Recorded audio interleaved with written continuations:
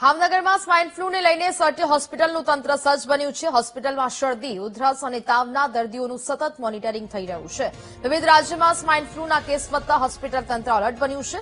વિભાગીય વડાઓની બેઠકમાં તૈયારીઓની સમીક્ષા કરાઈ।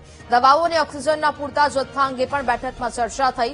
આગામી સમયમાં જરૂર જણાય તો અલગથી આઇસોલેશન વોર્ડ પણ તૈયાર કરાશે।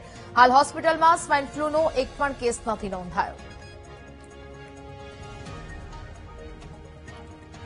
તો ભાવનગરમાં સ્વાઇન ફ્લૂને લઈને સર્ટી હોસ્પિટલનું તંત્ર સજ્જ બન્યું છે। તમામ જે તૈયારીઓ છે તે કરવામાં આવી છે। હોસ્પિટલમાં શરદી, ઉધરસ અને તાવના દર્દીઓનું સતત મોનિટરિંગ છે તે કરવામાં આવી રહ્યું છે। આગામી સમયમાં જરૂર જણાશે તો આઇસોલેશન વોર્ડ પણ ઉભો કરવામાં આવશે। સંવાદદાતા હિરેન ફોન લાઈન પર જોડાયા છે। હિરેન, ભાવનગરમાં સ્વાઇન ફ્લૂને લઈને સર્ટી હોસ્પિટલનું તંત્ર સજ્જ બન્યું છે, શું માહિતી?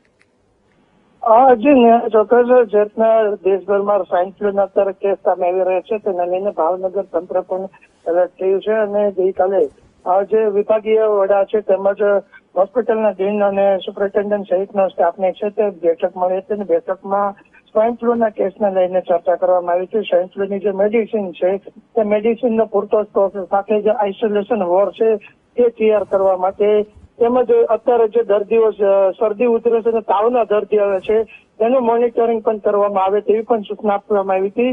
જોકે ભાવનગરમાં હજી સુધી સ્વાઇન ફ્લૂનો એક પણ કેસ નોંધાયો નથી, પરંતુ કોઈ કેસ આવે તો તેને પહોંચી વળવા માટે ભાવનગર તંત્ર તમામ તૈયારી હાથ ધરી છે। જી બિલકુલ હિરેન, જાણકારી બદલ આભાર।